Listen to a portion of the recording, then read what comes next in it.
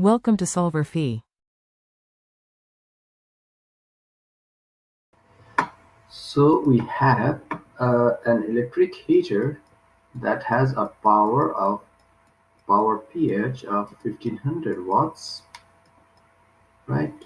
So we plugged it into a circuit that has a EMF source of V equals to 120 volt, and the maximum current that can flow in the circuit, that is the current breaker, is 20 amperes. So I max equals to 20 amperes, right?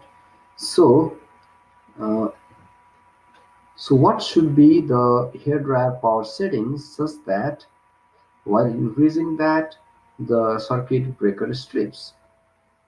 Okay, so let's find out what should be the power of the dryer. So P max is equal to power due to the hair in the heater plus power due to dryer. Okay, now what is the maximum power? That is the maximum current into the voltage is equal to Ph plus Pd.